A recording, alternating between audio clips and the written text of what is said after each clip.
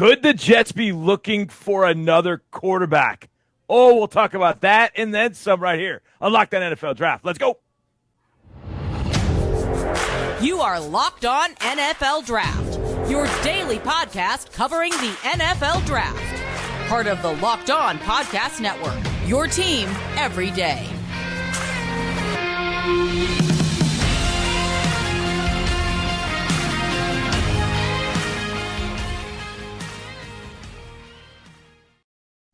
Yes, sir. Welcome into Locked On NFL Draft. It's Eric Crocker, Ryan Tracy, John Harris coming at you, former NFL, AFL defensive back. That's Eric Crocker with the SF representing the Bay Area right there. You see Eric Crocker right there. Ryan Tracy, Rogue Analytics. You can follow him at Ryan Tracy NFL on Twitter and NFL33.com. I'm John Harris, football analyst, sideline reporter for the Houston Texans. Not your Houston Texans like I typically say because that's just habit, but I'm also owner-operator of footballtakeover.com. Gentlemen, Robert Saleh. Well, he said something today at his press conference, and we'll tell you what that is. But I first have to tell you, this show is brought to you by Prize Picks. Today's episode of Locked On NFL Draft is presented by Prize Picks. It's daily fantasy made easy. Pick 2 to 5 players. If they score more or less than their Prize Picks projection, you can win up to 10 times your money on your entry. First-time users can receive a 100% instant deposit match up to $100 with promo code Locked On. That's PrizePicks.com, promo code Locked On. Now, Robert Saleh, head coach of the New York Jets, after the Jets registered this many yards in the second half against the Patriots, if you can see that, it's about 2 yards, maybe. Gets close. But that's what the Jets generated. Zach Wilson stepped up to the podium. He was asked, did you let the defense down? He said no, and I swallowed my gum. Gentlemen, it's rough in New York. Ryan Tracy. Zach Wilson did not handle the press conference well. What are your thoughts about what the Jets might do with Zach Wilson? It's not the press conference itself, it's what it represents, because I'm guessing whatever he said at the press conference, he carried into the locker room. And when you show your teammates that you're just not going to be that concerned about your own performance, whether you let down a defense or it's your offensive line that's trying to help you out or whatever, when you're not the guy that needs to be the guy, because every quarterback that's a franchise quarterback has to be the guy. That's the evidence right there that this is not going the direction it has to go for this franchise. One whose defense is turning it around and is giving them complimentary play. This is a changing of the tide of what they're going to do on the offensive side of the ball. How do you move the ball 6 feet and a half and not say it's an issue? Like, how do you stand up there? And I couldn't tell if he was trying to be sarcastic because maybe he felt like it was a stupid question, but it seemed like he was being genuinely honest in thinking that it was not the offense's fault and they did not leave the defense out there to dry. So, I mean, how do you, with a straight face, say that to the media? I got nothing. Okay. I was frustrated by this because I've seen we've all seen quarterbacks have press conferences and we've all seen a lot of different things. And, I mean, my guy Davis Mills here in Houston, after the Chicago game, he had thrown a couple interceptions. Now, one of them was blatantly his fault. He tried to squeeze a ball on a slant route to Brandon Cooks in between 3 Bears defenders, and it somehow got near Brandon. Well, then DB broke it up, got picked off. Now, it got tipped, and then it got picked off. Then he threw one later, and the defensive lineman tipped it, and it got intercepted. At the press conference after the game, Davis stood up there and was like, what are you going to do? I threw 2 interceptions, but they were both tip balls, so, what can I do? And that's just struck me the wrong way. It really struck me the wrong way because most great quarterbacks we've seen and heard go up there, they might throw for 450 yards, but if they throw an interception or they've made a bad throw at the end of a game, what do they say? That's not me. That's me. That's more a locker room thing. The defense walks in and they're going to look across and go, bro, we held them to 3 points and you got 2 yards, but yet that's not letting us down. I just think there's a lot more there than, I know it's the press conference. I get that. Maybe you went to the locker room and said, look, guys, that's all on me. I don't know. But the press conference to be so adamant that it was no, I just think there's a major issue with that and his responsibility to his teammates. And Croc, we played defense your whole life. Ryan, you played defense. If your quarterback came in and said, yeah, man, that's not on me, I'd be pissed. I mean, I'd be livid. They'd have to keep me from him in the locker room for sure. Again, I would hope that he was being sarcastic. That's the only thing I can think of. But, you talked about some of the, just the quarterback and the guys that throw for 400 yards and they do well, but they had that one play and they want that play back and they talk about how they could improve. And, I see it firsthand with Trey Lance. Trey Lance has started, 3-4 games in the NFL, and he played in a storm. I don't even want to call it a storm. It's worse than a storm. Whatever's worse than a storm, a tsunami. It was terrible, right, out there in Chicago. And when he stood up there on the podium, everything came back to him and the plays that he left out there on the field, the things that he did not do. And he threw relatively well until it just got really out of hand. But through 3 quarters, he was grading out as a top 10 quarterback for the day. And then the weather just it was a torrential downpour. And at that point, the ball started flying all over the place. But the accountability that he held for himself. And you look back on players who end up being bust. And I'm not saying that Zach Wilson's a bust or anything. We're not putting that on him yet, or at all. But a lot of times, I tell people this all the time, man, in the NFL locker room, the guys that don't pan out a lot of times, it's the first-round picks, top 10 picks. It's not a lack of talent. Like the guys that are really supposed to be top 10 picks. It's not because of a lack of talent. It's because of something else, the mindset, the work ethic, or maybe not being able to hold yourself accountable. Those are the reasons why a lot of times it just does not work out. And then everybody, you missed on this player. You might not have missed on the player. You missed on the person.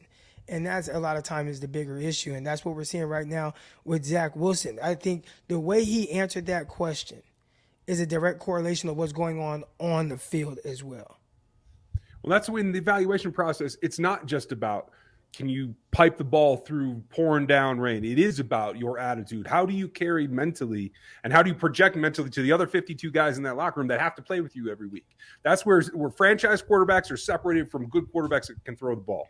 And I think in this particular class, you can come back to it. This is definitely something that we're going to have to deep dive about who's making the right decisions. What front offices in this league are evaluating the mental side, the leadership side, the attitude side of potential franchise quarterbacks the best, because that's going to make the difference. What will it take for Joe Douglas to pull the trigger in the 2023 NFL draft? We'll talk about that next, but I want to talk about ride sharing and not you hopping in a ride and going off that way. I'm talking about you hopping in the driver's seat and going off and driving with a vehicle that is in the Turo marketplace. It's the world's largest car sharing marketplace, Turo, Turo. It's like Toro, my buddy Toro here in Houston, but with a U. Browse a huge selection of vehicles for just about any occasion or budget across the U.S., UK, Canada, and coming soon to Australia. With Turo, you can book any car that you want wherever you want it from a community of local hosts. You're the guest, you're the host. In some cases, you might want to be a host. You might have a vehicle that you could bring a guest in and let them in Houston. I could leave my car. Hey, come on, let's do it. Do it at Turo. Get a classic or luxury car. Get a spacious SUV for your family. Find an affordable economy car. If you're looking to save $1 to get you from point A to point B, test drive that new electric vehicle that a host has. Many Turo hosts can even deliver the car right to you. Every trip is backed by liability insurance. Terms, conditions, and exclusions apply. Forget boring rental cars and find your drive at Turo.com, the world's largest car-sharing marketplace. Thank you for making Locked On NFL Draft your first listen today. For your second listen today, check out Locked On Sports Today. From the games that matter the most to the biggest stories in sports, go beyond the scoreboard and behind the scenes with local experts and insights only Locked On can provide. Locked On Sports Today, available on this app, YouTube, and wherever you get your podcast. Now, I mentioned that it is a Prize Picks sponsored show. Well, let's talk a little bit about daily fantasy and Prize Picks. It's pretty easy, man. You got so many sports going on right now. I mean, I can't even keep track of them at all. I know NFL is going on. I know college football is going on. Men's, women's, college basketball has started. The World Cup is going on. There's always Premier League. And there's esports 24/7, 365. So Prize Picks is so easy. You just find your favorite players, 2 to 5 players in any of those sports. And if they go score more or less than their Prize Picks projection, you can win 10 times your money on any entry. No competing against other people. It's just you versus the projections. Entries can be made 60 seconds or less. It's that easy. Safe and fast withdrawals. Currently operational over 30 states and Canada. Download the Prize Picks app or go to prizepicks.com to sign up and play daily fantasy sports. First-time users can receive a 100% instant deposit match up to $100 with promo code LOCKEDON. Deposit 100, Prize Picks give you 100. Deposit 50, Prize Picks will give you 50. Don't forget to enter your promo code LOCKEDON and sign up for instant deposit match up to $100. All right, Tracy, I've made you Joe Douglas GM. A, are you ready to pull the trigger? And you know what I mean by pulling the trigger. B, if not, what is holding you back? And C, what will it take for you to pull the trigger that Zach Wilson is not the Jets' face of the franchise going forward? I'm right on the borderline. I'm not ready to pull it tonight. I got to see reaction from this. I expect there's going to be a benching. How does that play out? Do you give me anything to go on that says that you can come back from this? That's what I got to see in the next 3 days. Then I'll do the decision outright. But for me, I'm leaning towards pulling the trigger right now. As it stands right now, it looks like they have number 18 in this draft. And we all talked about it the other day. There's only 2 top-tier quarterbacks. So the question becomes, is there value at 18 that I feel can actually improve the situation? I'm not sold to that yet. I got to give him a chance to try to come back and salvage this with his teammates. Eric, what do you think you have to see from Zach Wilson Sunday against the Patriots? Now, granted, Patriots have one of the best defenses. They're always difficult to face. He's 9 of 22 for 77 yards. He sacked 4 times. He had a rating of 50.8. Now, he didn't throw an interception. Yay, I guess. But what do you need to see from Zach Wilson? If you watch the game, Eric? though, I mean, Yeah. I can't tell you how many of those passes hit defenders in the chest. I mean, it happened at least 3, maybe 4 times throughout that game. It was really bad. So what do you need to see, Eric, from Zach Wilson? Are you convinced he's the guy for your former team, the Jets? Or do you think it's done? He's Josh Rosen. I got to move on. I think he's closer to Josh Rosen than being the guy. Now, I don't want to put that on him, all right? This is a guy who has an immense amount of talent. But you asked what I need to see from him. And the biggest thing for me is accountability. That is the biggest thing. Because we all know that when you watch these quarterbacks, when they're young, they're going to have their ups. They're going to have their downs. A lot of it is how they respond. And until you truly hold yourself accountable, look yourself in the mirror and ask yourself, am I doing everything I possibly can? And if not, what things do I need to do to improve? Instead of just giving some BS answer to the media, you are never going to become the full potential of yourself. And that ultimately is the issue right there. So until I see him hold himself accountable for his play, listen, this team, they got a good record right now. They got a solid record. This is a potential playoff team in spite of the quarterback position. You look at these games, the quarterbacks a lot of times are not playing well. But the defense, like you said, is carrying them. They had Breece Hall. He was carrying them for a while. You have young receivers, Garrett Wilson. He's doing terrific. But the quarterback position, that has been the weak spot, and that can't be the case. So if it is the case, how do you overcome that? And it starts with accountability. But if he's not holding himself accountable, I don't know how this situation improves. Do you think it's going to be Joe Flacco this weekend, Ryan? I do. I think the way that it feels right now, it may be a little raw in that locker room right now. It may be hard to follow him, even if he is trying. I think they got to give it a rest. Let Joe try to come in and at least get a look at what the other side looks like. Maybe that helps turn the teammates to opening up, holding him accountable, and letting him recover. If it were me, I would probably start Zach Wilson, but he'd be on a short leash. And I think he understands that by the comments by Robert Saleh, basically being very non-committal to Zach Wilson moving forward. So now the red flag's out there, the bat sign is out there. They're trying to figure out how do we get some help in this situation right now. But, dude, you when they invest that much into you, the number 2 overall pick, they're going to give you every opportunity. So this is his last chance. I don't want to say it's his last chance, but this is a big opportunity for him to go out there, carry himself the right way throughout this week, prepare the right way throughout this week, and go into the game and look like a competent quarterback and not a quarterback that is picking up, 2 yards of total offense in the second half. If you have any resemblance of last week, that type of performance, you will see Joe Flacco in that game before the game is over. I know not a lot of people follow the Texans, and I get that, at least not in 2020 and beyond. Before that, maybe. But in 2021, when Davis Mills was forced to take over because of an injury to veteran Tyrod Taylor, Davis came in, had some moments, but, man, it was really going over the cliff in a hurry, and it was not great. And so they went back to Tyrod, and they let Tyrod play for another 3 games or so, and then Davis came in and finished the year. And Davis came back. When he came back in, it was like the game was faster, or I should say the game was slower for him. He was playing it faster. He was making quicker decisions. Things were happening the way you wanted to see with Davis. Now, that's not translated in 2022, but I've thought about that situation and how it might help Zach, potentially.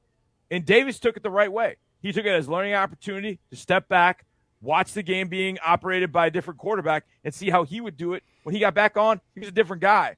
Now, again, like I said, it hasn't translated 2022, but maybe that's what the Jets need to do, and maybe that's what Robert Saleh is thinking, is that, look, take a step back, Zach. Step out of the fray for a little bit. Watch Joe operate. Watch how Joe does things. And if Joe wins a game or not, great. We're going to go back to Zach at some point. Like Eric, you said, number 2 overall pick. You've got a lot invested in that guy just for that alone, but you've got to take a look at a different way. You got to look at the team a different way. You got to see how the team responds with Joe Flacco on the field and learn something. Because if not, you are going to end up being Josh Rosen. And that's going to be, I think that's going to be an unfortunate thing, like you said, Eric, with a guy that's got those tools, whip for an arm, the opportunity to make any throw that he wants on a field, but to rein that all in. And it goes back to, I think, Ryan, you said this earlier, just how patient can you be with it? And I think that's got to be where Robert Saleh is in this whole situation. Like, you got a team that could get to the playoffs, but I really have got to develop this guy if we want this thing long term. And that really becomes a difficult push-pull for a head coach, because you guys know the head coach has got 4 or 5 years. And if they show some promise, it's maybe 4 or 5. But you get to the playoffs, man, that can cement you, especially in New York, as a guy that can stick around for a little bit. But can you get there with the way Zach's playing? But do you want to give up on a guy that you know is number 2 overall pick? It's a dicey situation for the Jets. There's no doubt about it. All right, we get back. We got a little bit more prize picks, more or less, for the guys on the other side. But I got to talk to you right now about betonline.net, the number 1 source for sports betting info, stats, news, and analysis. Get the latest odds and trends for every professional and amateur league that's going on out there. I don't know, did you get in on some of the CFL action? How about Chad Kelly, the backup, getting it done in the CFL? What a late drive for the Argos. Did you get in on that on betonline.net? Well, you should have. And if you love sports podcasts, I know you do because you listen to us, you can find those at BetOnline as well. We're always the fastest and easiest way to get your betting fix. Head to the website today or use your mobile device to learn more. BetOnline, where the game starts. All right, boys, the show is brought to you by Prize Picks. We all know that. So it's the last segment dedicated to them. It's more or less, I set the projections. Are you ready? And it's related to the Jets and kind of not sort of. Ryan, Tracy, you go first. More or less, 3 quarterbacks drafted in the first round of the 2023 NFL draft, the one upcoming. 3 quarterbacks drafted in the first round, more or less. Now, you can't say right at it. You got to pick it, more or less. And, of course, you don't have any money on it, so you can't really lose either way. I think there should only be 2. I think there will be 4. So I will take the more because we all know what happens with quarterbacks. Last year there was only 1. So our infatuation, well, it ended for 1 year at least. Does it come back, Eric Crocker?